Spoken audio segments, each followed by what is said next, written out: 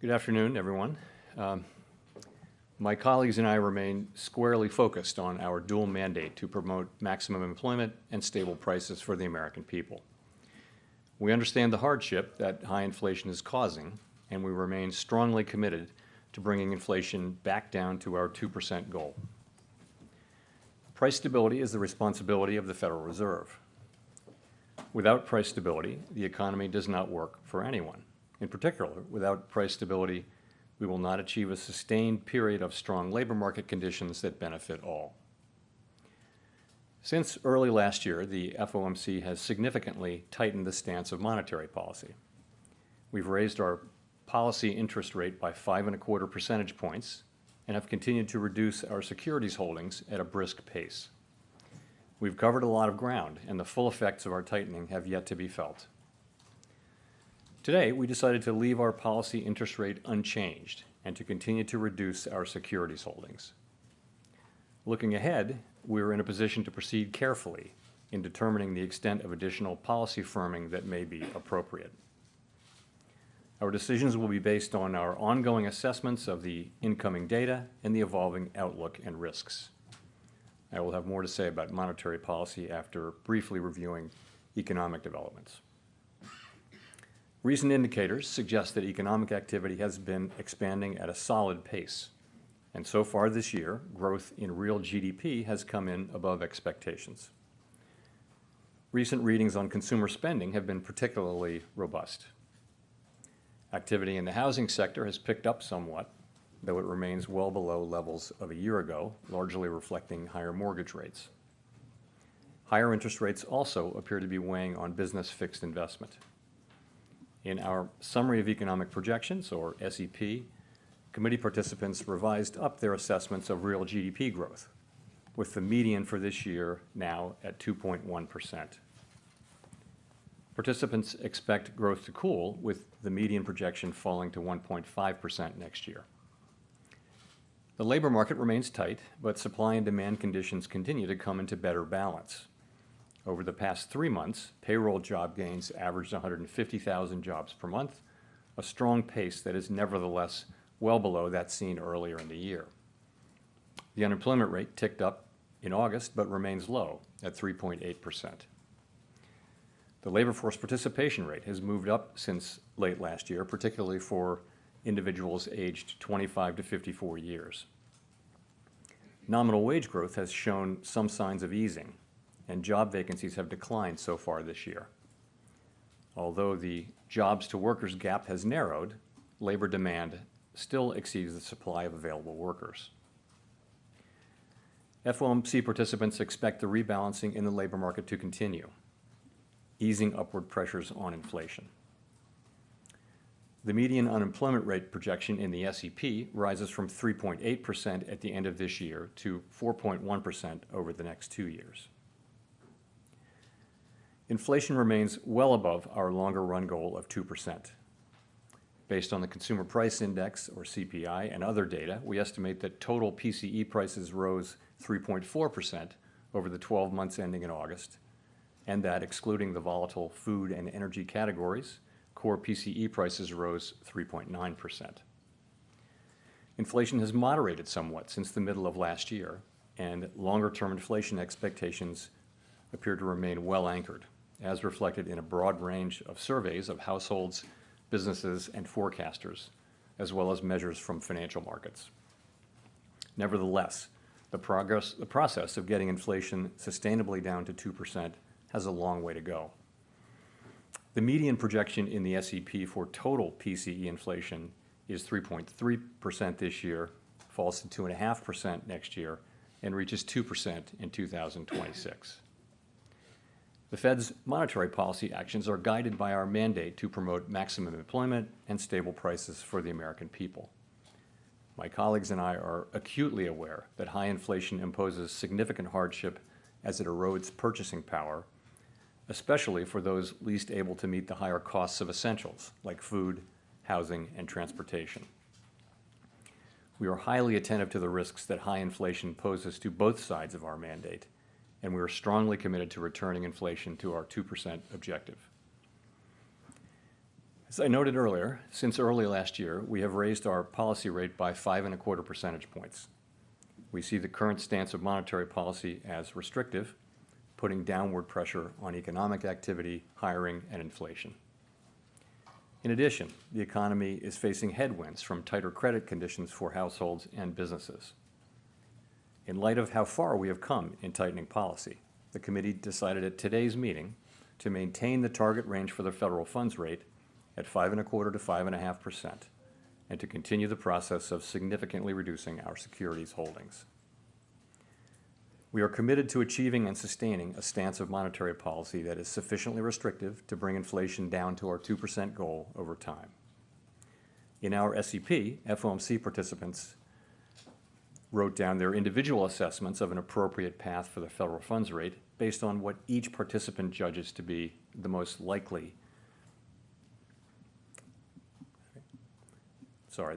scenario going forward. If the economy evolves as projected, the median participant projects that the appropriate level of the federal funds rate will be 5.6% at the end of this year, 5.1% at the end of 2024, and 3.9% at the end of 2025. Compared with our June summary of economic projections, the median projection is unrevised for the end of this year, but has moved up by 0.5 percentage point at the end of the next 2 years. These projections, of course, are not a committee's decision or plan.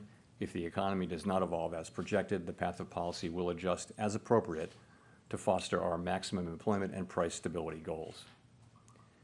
We will continue to make our decisions meeting by meeting based on the totality of the incoming data and their implications for the outlook for economic activity and inflation, as well as the balance of risks.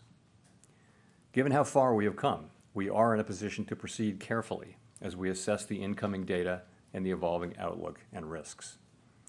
Real interest rates now are well above mainstream estimates of the neutral policy rate, but we are mindful of the inherent uncertainties in precisely gauging the stance of policy. We're prepared to raise rates further if appropriate, and we intend to hold policy at a restrictive level until we're confident that inflation is moving down sustainably toward our objective. In determining the extent of additional policy firming that may be appropriate to return inflation to 2% over time, the committee will take into account the cumulative tightening of monetary policy, the lags with which monetary policy affects economic activity and inflation, and economic and financial developments. We remain committed to bringing inflation back down to our 2% goal and to keeping longer-term inflation expectations well anchored. Reducing inflation is likely to require a period of below-trend growth and some softening of labor market conditions. Restoring price stability is essential to set the stage for achieving maximum employment and stable prices over the longer run. To conclude, we understand that our actions affect communities, families, and businesses across the country. Everything we do is in service to our public mission. We at the Fed will do everything we can to achieve our maximum employment and price stability goals. thank you, and I look forward to your questions.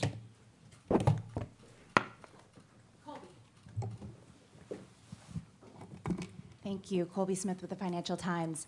What makes the committee inclined to think that the Fed funds rate at this level is not yet sufficiently restrictive, especially when officials are forecasting a slightly more benign inflation outlook for this year? There's noted uncertainty about policy lags.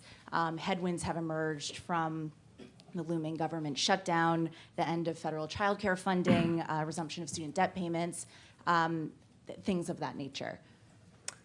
So I guess I would characterize the situation a little bit differently. So we decided to maintain the target range for the federal funds rate where it is at 5.25% to 5.5%, while continuing to reduce our securities holdings. And we say we're committed to achieving and sustaining a stance of monetary policy that's sufficiently restrictive to bring down inflation to 2% over time. We said that. But the fact that we decided to maintain the policy rate at this meeting doesn't mean that we've decided that we have or have not at this time reached that stance of monetary policy that we're seeking. If you looked at the SEP, as you obviously will have done, you will see that a majority of participants believe that it is more likely than not that it will be appropriate for us to raise rates one more time in the 2 remaining meetings this year.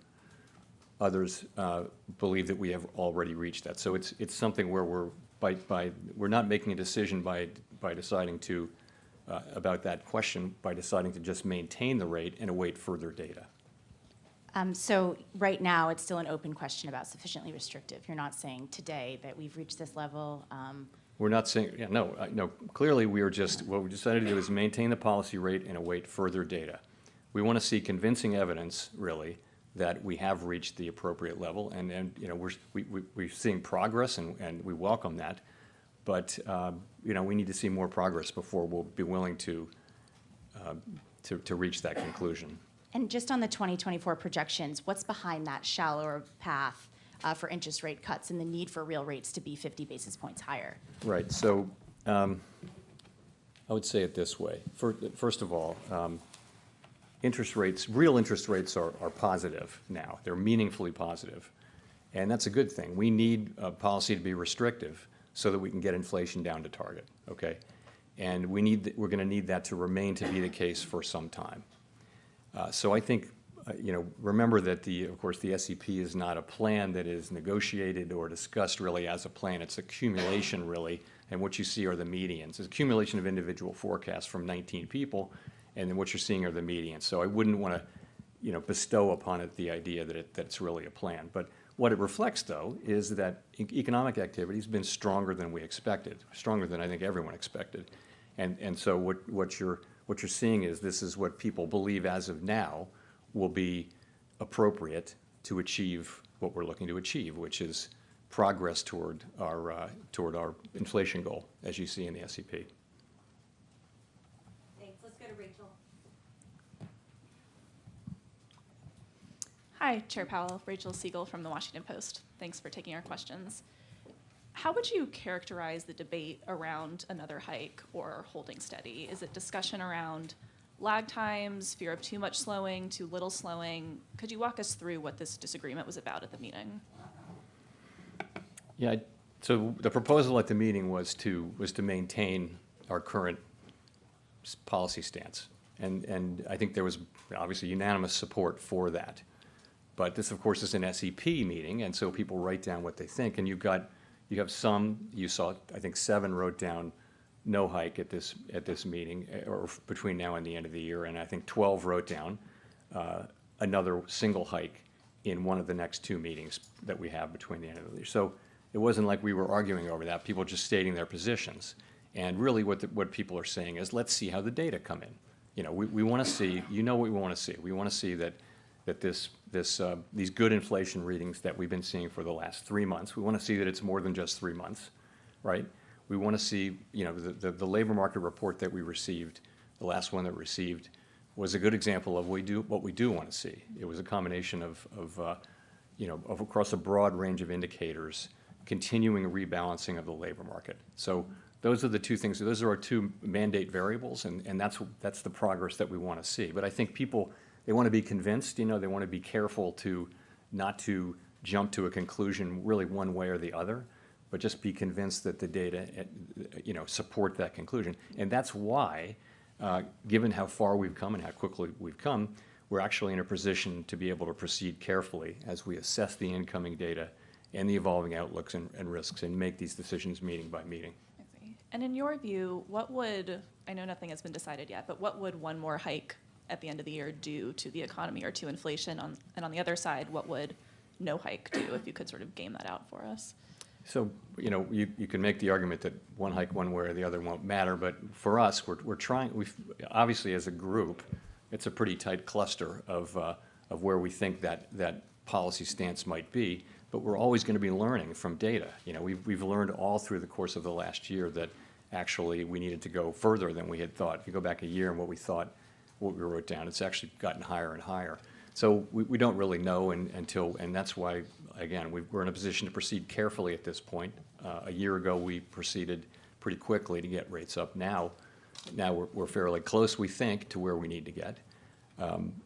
It's just a question of reaching the right stance. I wouldn't attribute huge importance to one hike in macroeconomic terms. Nonetheless, we need to get to a place where we're confident that we have a stance that will bring inflation down to 2% over time.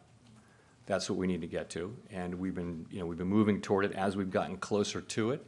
We've slowed the pace at which we've moved. I think that was appropriate.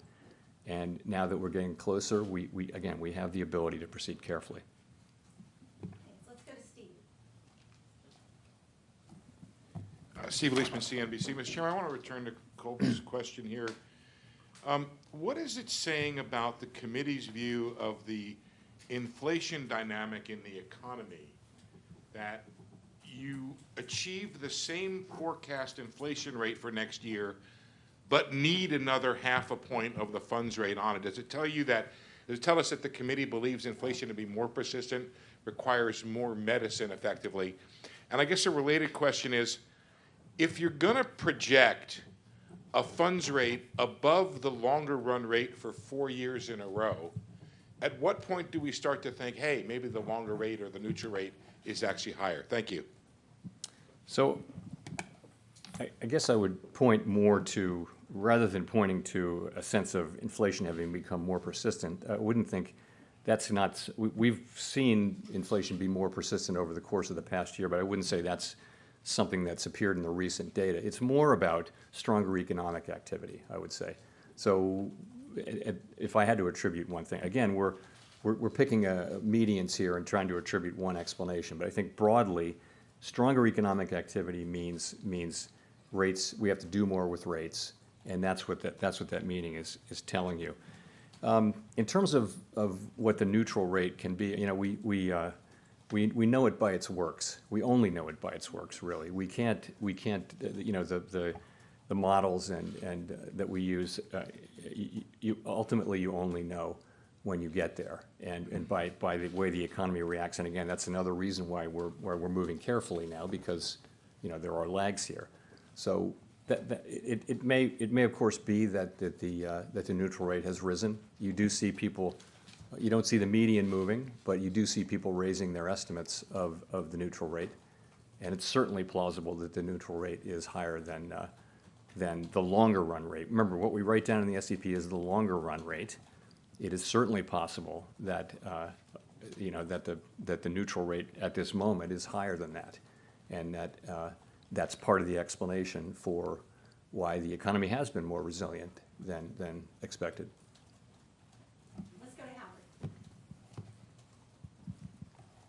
Howard Schneider with Reuters, thank you.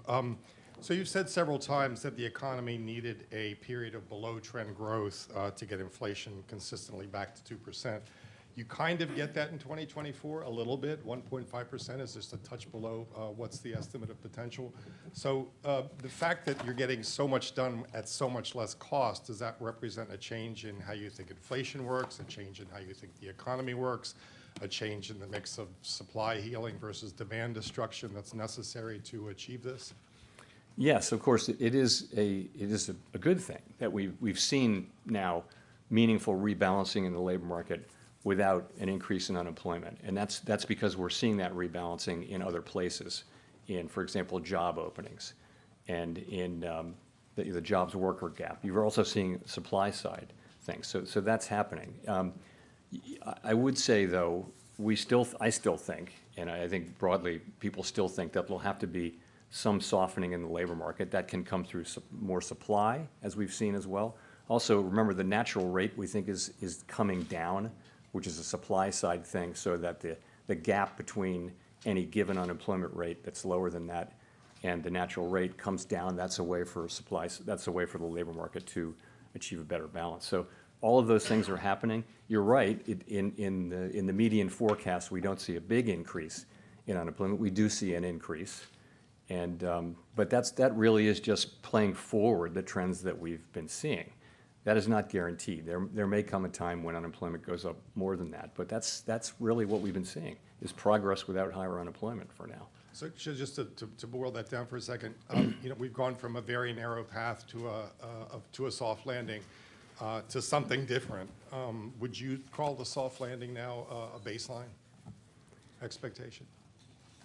No, I would not do that. I would just say, what would I say about that? I've always thought that the soft landing was a plausible outcome, that there was a path, really, to a soft landing. I've thought that, and I've said that since we lifted off. It's also possible that the path has narrowed and it's widened, apparently. Ultimately, this may be decided by factors that are outside our control at the end of the day. But I do think it's possible. And I also think this is why we're in a position to move carefully again. That we will restore price stability. We know that we have to do that, and we know the public depends on us doing that. And we know that we have to do it so that we can achieve the kind of labor market that we all want to achieve, which is an extended period, sustained period of strong labor market conditions that benefit all. We know that. The fact that we've come this far lets us really proceed carefully, as I keep saying. So I think that's the end we're trying to achieve.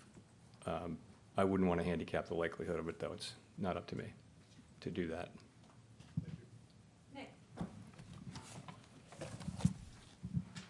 Nick Tamaros of the Wall Street Journal.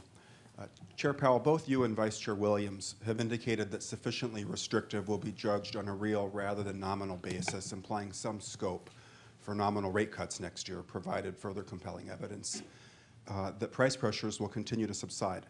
Is the FOMC focused on targeting a real level of policy restriction? And can you explain what would constitute enough evidence that will allow the FOMC to normalize the nominal stance of policy while keeping real policy settings sufficiently restrictive? I mean, yes, we understand that it's a real rate that will matter and that it needs to be sufficiently restrictive. Again, I would say you know sufficiently restrictive only when you see it. It's not something you can arrive at with confidence in a model or in various estimates. And so what are we seeing? We're seeing, through a combination of the unwinding of the pandemic-related demand and supply distortions and monetary policy's work in suppressing demand or alleviating very high demand. The combination of those two things is actually working. You're seeing, inflation coming down. It's principally now in goods, also in housing services. You begin to see effects of it in non-housing services as well. So we think that is working. And I think as we've said, we want to reach that. We want to reach something that we're confident it gets us to that level. And I think confidence comes from seeing enough data that you feel like, yes, okay, this feels like we can for now decide that this is the right level and just agree to stay here. We're not permanently deciding not to go higher, but we would, let's say, if we get to that level. And then the question is, how long do you stay at that level? And that's a whole other set of questions. For now, the question is trying to find that level where we think we can stay there. And we haven't gotten to a point of confidence about that yet. That's the stage we're at, though.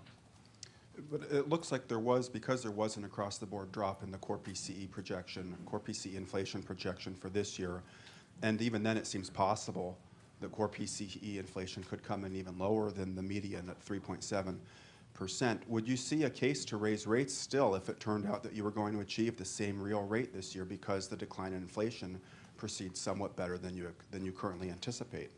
The decision that we make at each meeting, and certainly at the last two meetings this year, it's going to depend on the totality of all the data. So the inflation data, the labor market data, the growth data, the balance of risks and the other events that are happening out there. We take all of that into account. So I can't really answer a hypothetical about one piece of that. It'll be trying to reach a judgment over whether we should move forward with another rate hike overall, and whether that would increase our confidence that yes, this is an appropriate move, and it will help us be more confident that we've gotten to the level that we need to get to.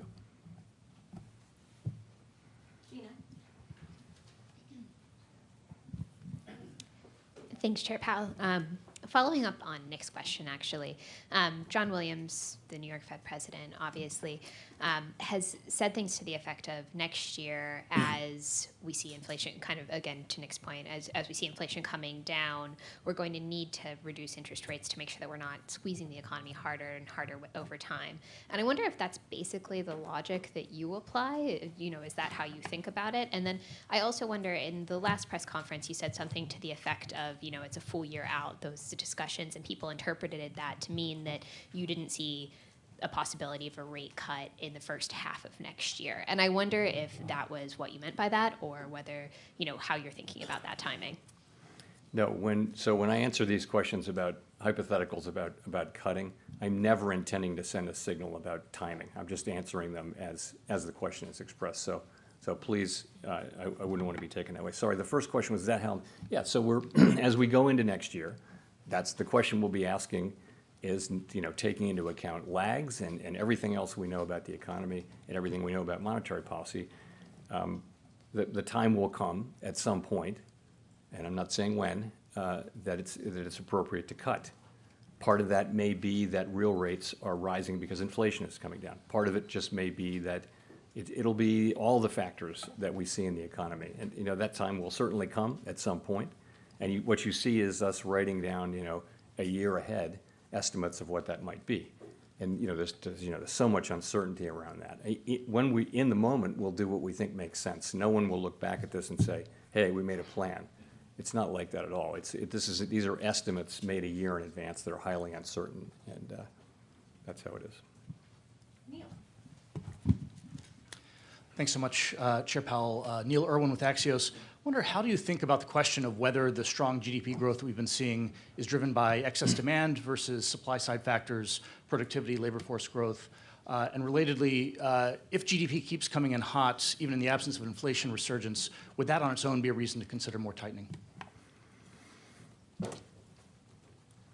So on your first question, we're looking at GDP very, very carefully to try to understand really what's the direction of it, what's driving it, and it's a lot of consumer spending. The consumer's been very robust in spending. So that is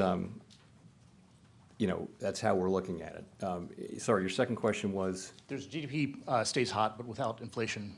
So I think the question will be, GDP is not a mandate, right? Maximum employment and price stability are the mandates. The question will be, is GDP, is the heat that we see in GDP, is it really a threat to our ability to get back to 2% inflation? That's going to be the question.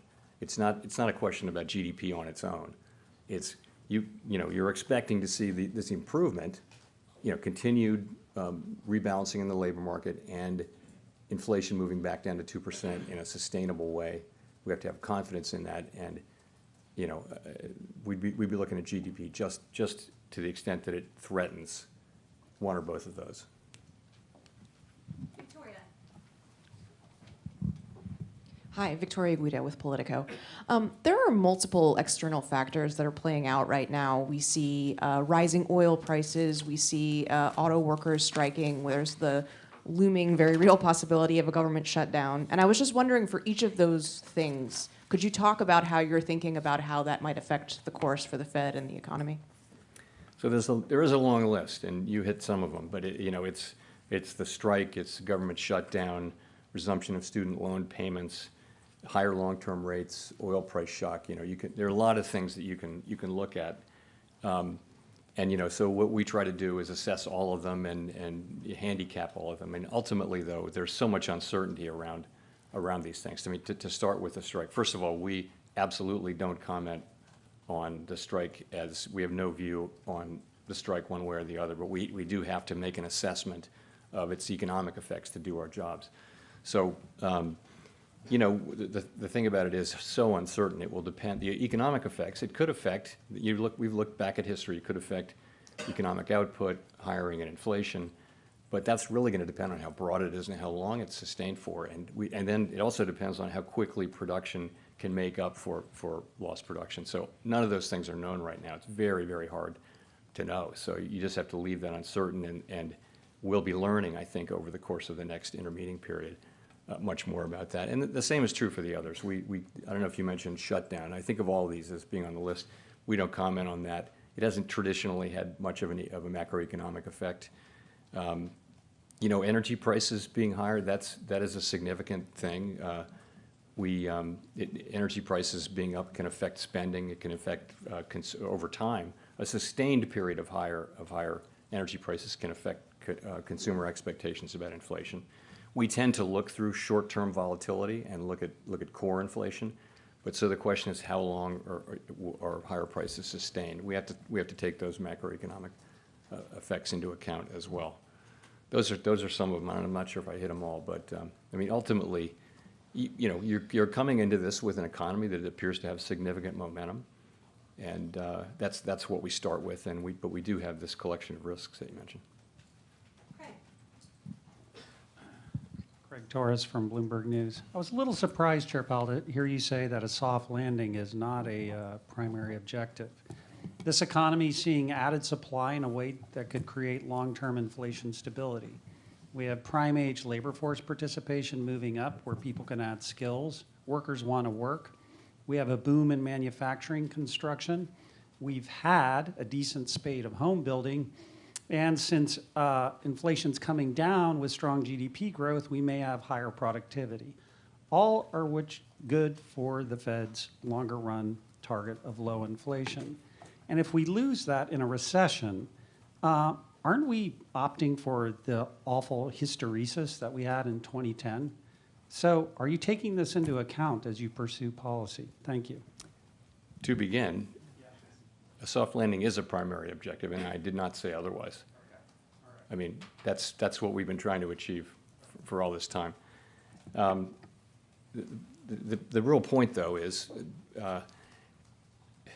the worst thing we can do is to fail to restore price stability, because the record is clear on that. If you don't restore price stability, inflation comes back, and you go through, you can have a long period where the economy is just very uncertain, and it'll affect growth, it'll affect all kinds of things. It can be a miserable period to have inflation constantly coming back and the Fed coming in and having to tighten again and again. So the best thing we can do for everyone, we believe, is to restore price stability. I think now, today, we actually, we have the ability to be careful at this point and move carefully, and that's what we're planning to do. So we fully appreciate the benefits of being able to continue what we see already, which is rebalancing in the labor market and inflation coming down without seeing, an important, large increase in unemployment, which has been typical of other tightening cycles. So. Let's go to Chris. Hi, thank you. Chris Rugaber, Associated Press. When you look at the disinflation that has taken place so far, do you see it mostly as a result of what some economists are calling the low-hanging fruit, such as the unwinding of supply chain snarls and other pandemic disruptions, or is it more a broad disinflationary trend that involves most goods and services across the economy? Thank you. So if I understood your question, I would say it this way. I think we knew from before when we lifted off, but certainly by the time we knew that bringing inflation back down was going to take, as I call it, the unwinding of these distortions to both supply and demand that happened because of the pandemic and the response. So that unwinding was going to be important. In addition, monetary policy was going to help. It was going to help supply side heal by cooling demand off, and just in general, better aligning supply with demand. So those two forces were always going to be important. I think it's very hard to pull them apart. They work together. I do think both of them are at work now, and I think they're at work in a way that shows you the progress that we are seeing. Michael McKee from Bloomberg Television and Radio. In June, you forecast a 5.6% year-end median Fed funds rate, and since then, you've more than doubled your growth forecast. You lowered your unemployment forecast significantly. So what would justify that last move? Because the median forecast is for lower inflation. And given all the known unknowns that you face, how much confidence do you have, can investors have, or the American people have in your forecasts? Well, forecasts are highly uncertain. Forecasting is very difficult. Forecasters are a humble lot with much to be humble about. But to get to your question, though, what's happened is growth has come in stronger, right? Stronger than expected, and that's required higher rates. Unemployment, you also see that the ultimate unemployment rate is not as high, but that's really because of what we've been seeing in the labor market. We've seen more and more progress in the labor market without seeing significantly higher unemployment. So we're continuing that trend. In terms of inflation, you are seeing the last three readings are very, very good readings. It's only three readings. We were well aware that we need to see more than three readings. But if you look at June, July, and August, you're looking at really significant declines in core inflation, largely in the goods sector, also to some extent in housing services, and just a little in non-housing services. Those are the three buckets. Headline inflation, of course, has come way down, largely due to lower energy prices, some of which is now reversing. So I think people should know that economic forecasting is very difficult, and these are highly uncertain forecasts. But these are our forecasts. We have very high quality people working on these forecasts, and I think they stand up well against other forecasters. But just the nature of the business is the economy is very difficult to forecast. Given the forecast that you have, what justified not moving today, and what could justify moving in the future if you think inflation is coming down? In other words, why did you leave that extra dot in? Well, I think we have come very far, very fast in the rate increases that we've made. And I think it was important at the beginning that we moved quickly, and we did. And I think as we get closer to the rate that we think, the stance of monetary policy that we think is appropriate to bring inflation down to 2% over time, the risks become more two-sided.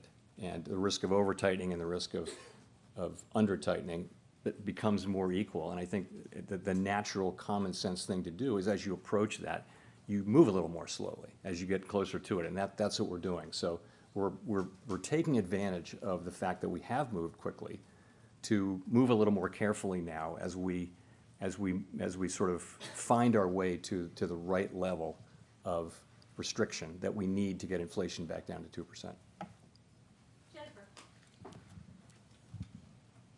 Thank you, Chair Powell. Jennifer Schonberger with Yahoo Finance. With your focus on year-over-year PCE, isn't it true that base effects are huge, and that by the time you meet in November, that it's more likely that you'll have a low PCE number that would make you feel more comfortable? And secondly, how would the lack of key indicators like CPI, the jobs report, impact your approach in upcoming meetings if we were to have a government shutdown? Thank you. Yeah, I missed the first question. What was what factors? The base factors. Base factors, okay. So on that, we're looking at just monthly, right? You can look at just monthly readings and see what the increase was from the prior month. So you're right, when you go back 3, 6, and 12 months, you get base factors, but we can adjust for that. In terms of not getting data, again, we don't comment on government shutdowns. It's possible if there is a government shutdown and it lasts through the next meeting, then it's possible we wouldn't be getting some of the data that we would ordinarily get, and we would just have to deal with that. And I don't know. It's hard for me to say in advance how that would affect that meeting. It would depend on all kinds of factors that I don't know about now, but it's certainly a reality that's a possibility. But would you feel more comfortable on the base effects that as those kind of fall out of the equation for the next couple of readings by November, would you feel more comfortable at that point? You know, yes, I mean, if you're looking, if we can tell how much inflation has gone up in a given month, right? And, you know, that's what we're looking at. And month by month, what's the reading? And, you know, I think what we're really looking at is there's a tendency to look at, you know, shorter and shorter maturities, but they're incredibly volatile and they can be misleading. That's why we look at 12-month. But I think in this situation where it looks like we've had a bit of a turn in inflation starting in June, we're also looking at 6 months and even 3 months, but really 6 months inflation. So you're looking at it over that period and over longer periods. That's the right way to go. And we don't need to be in a hurry in getting to a conclusion about what to do. We can let the data evolve. Thanks for the question, Chair Powell. Edward Lawrence with Fox Business. So I want to focus back in on oil prices. We're seeing oil prices, as you mentioned, move up, and that's pushing the price of gas. So how does that factor into your decision to raise rates or not? Because the last two inflation reports, PCE and CPI, we've seen the overall inflation has actually risen. Right. So, you know, energy prices are very important for the consumer. This can affect consumer spending. It certainly can affect consumer sentiment. I mean, gas prices are one of the big things that affects consumer sentiment. It really comes down to how persistent, how sustained these energy prices are. The reason why we look at core inflation, which excludes food and energy, is that energy goes up and down like that, and it doesn't. Energy prices mostly don't contain much of a signal about how tight the economy is, and hence don't tell you much about where inflation's really going. However, we're well aware, though, that you know, if energy prices increase and stay high, that'll have an effect on spending, and it may have an effect on consumer expectations of inflation, things like that. That's just things we have to monitor. So. On the consumer, they're putting more and more of this on their credit card. The consumer seeing, you know, record credit spending. How long do you think the consumer can manage that debt at higher interest rates now? And are you concerned about a debt bubble related to that? So to finish my prior thought, I was saying that's why we tend to look through energy moves that we can see as short-term volatility. You know, turning to consumer credit, you know, of course we watch that carefully. Consumer distress, measures of distress among consumers were at historic lows quite recently, you know, during and after the pandemic. They're now moving back up to normal. We're watching that carefully, but at this point, these readings they're not at troublingly high levels. They're just kind of moving back up to what was typical in the pre-pandemic era. Jean. Hi, Jean Young with M&I Market News. Yields along the Treasury curve have risen to their highest in years. What is the Fed's view about what's been driving that increase in recent weeks? And how much of it can be attributed to macro explanations and how much to technical factors? So you're right. You know, rates have moved up significantly. I think it's always hard to say precisely, but most people do a common decomposition of the increase, and the view will be it's not mostly about inflation expectations. It's mostly about other things. You know. Either term premium or real yields, and it's hard to be precise about this. Of course, everyone's got models that'll give you a very precise answer, but they give you different answers. So, but essentially, they're moving up because it's not because of inflation. It's because it'll probably have something to do with stronger growth. I would say more supply of treasuries. You know, the common explanations that you hear in the markets kind of make sense.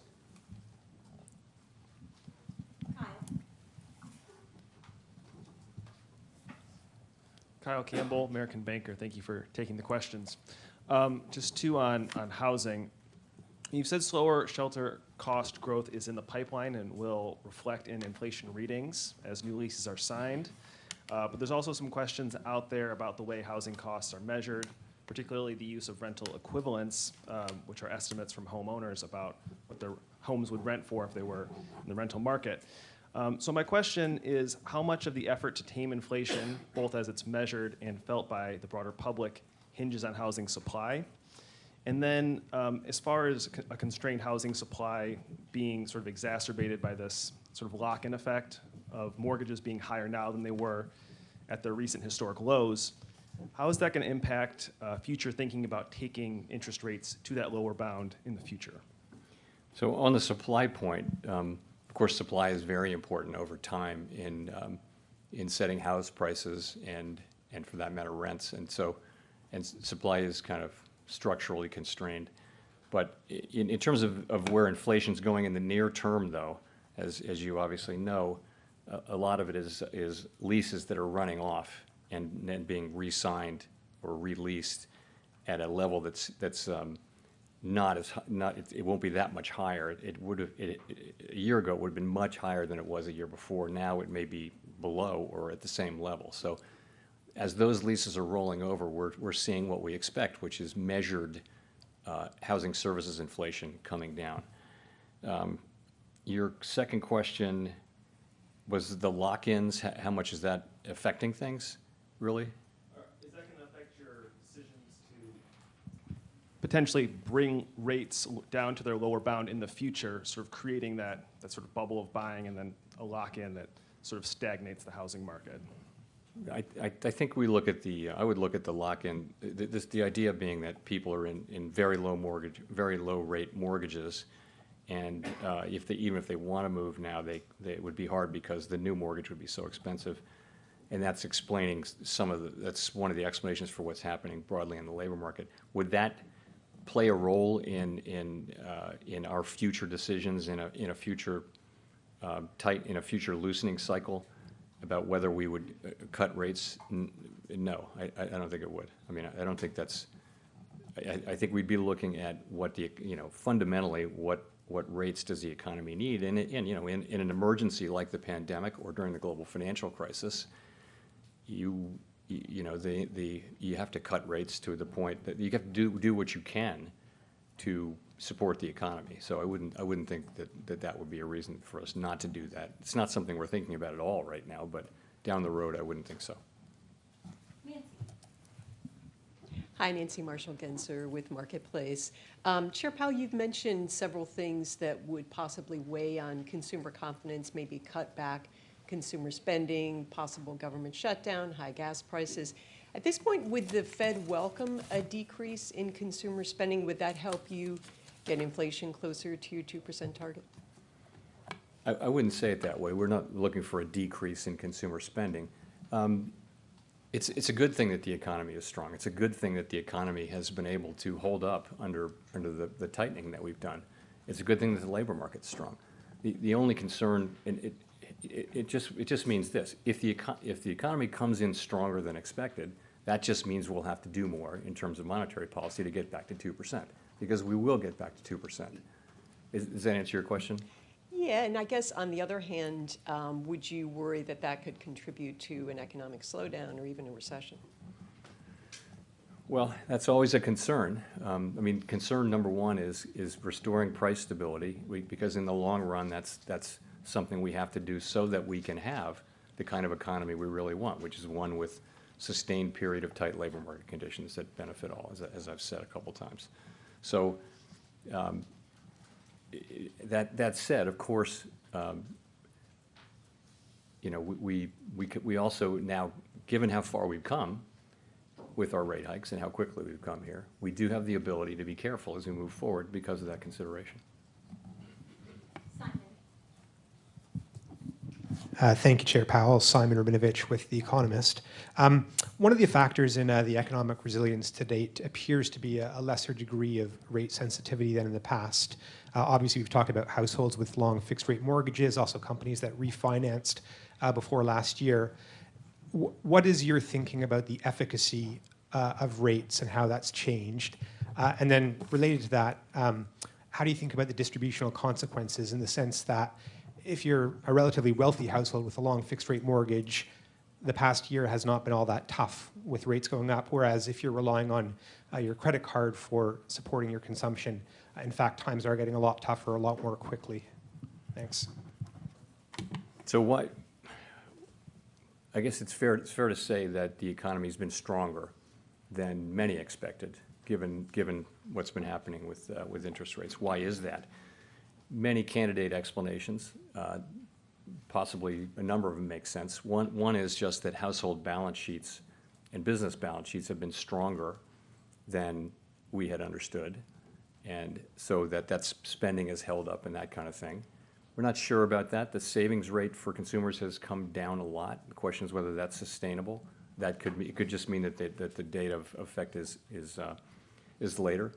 It could also be that for other reasons, the neutral rate of interest is higher for various reasons. We don't know that. It could also just be that policy hasn't been restrictive enough for long enough. And there are many candidate explanations. We have to, in all this uncertainty, make policy. And I feel like what we have right now is what's still a very strong labor market, but that's coming back into balance. We were making progress on inflation. Growth is strong, but I think by many forecasts, many forecasts call for growth to moderate over the course of the next year. So that's where we are, and we have to deal with what comes. On your second question, your second question was distributional, but can you be a little clearer about that? Yeah, my point there was that if you're somebody who has a long fixed rate mortgage, you've been able to endure the higher rates relatively easily. If you're somebody who's living month to month off of your credit card, current financing rates are punitive. Yes, and so the point I would make there is that we're trying to get inflation back down. The people who are most hurt by inflation are the people who are on a fixed income. If you're a person who spends all of your income, you don't really have any meaningful savings. You spend all your income on the basics of life: clothing, food, transportation, heating, the basics. And prices go up by 5, 6, 7%. You're in trouble right away. Whereas even middle class people have some savings and some ability to absorb that. So it is for those people, as much as for anybody, that we need to restore price stability. And we want to do it as quickly as possible. Obviously, we would like to do that. We'd like the current trend to continue, which is that we're making progress without seeing the kind of increase in unemployment that we've seen in past things. But you're right, though. When we raise rates, people who are living on credit cards and borrowing are going to feel that more. They are, and of course, people with lots of savings also have a much lower marginal propensity to consume, and so they're not going to. It's not going to affect them as much. Let's go to Greg Robb for the last question. Thank you, Chair Powell. Greg Robb from MarketWatch. In the Beige Book recently, you can tell that the Fed has been surveying nonprofits and community groups about the economic health of low-income Americans, moderate-income Americans. I have two questions about this. Are you going to use that data to maybe come up with sort of like a quarterly survey of those groups, like the Senior Loan Officer Survey? And and also the second question is, from your recent readings of these surveys, how are low and moderate Americans doing? Is there this thing where like the GDP is strong because of wealthy Americans kind of driving things? And just want to get your sense of the health of that sector. Thank you. So I don't know about the quarterly survey. That's an idea we can take away and think about. In terms of how low and moderate Americans, they're clearly we're suffering from high inflation. I think during the pandemic, the government transfers that happened were very meaningful. And if the surveys that we take showed that low and moderate income people were actually in very, very strong financial condition. I think now it's a very hot labor market, and you're seeing high nominal wages, and you're starting to see real wages are now positive by most measures. So I think overall households are in good shape. Surveys are a different thing. So surveys are showing dissatisfaction, and I think a lot of that is just people hate inflation, hate it. And that causes people to say the economy is terrible, but at the same time they're spending money. Their behavior is not exactly what you would expect from the surveys. That's kind of a guess at what the answer might be. But I think there's a lot of good things happening on household balance sheets, and certainly in the labor market and with wages. The biggest wage increases having gone to relatively low wage jobs. And now inflation coming down, you're seeing real wages, which is a good thing. Thanks very much.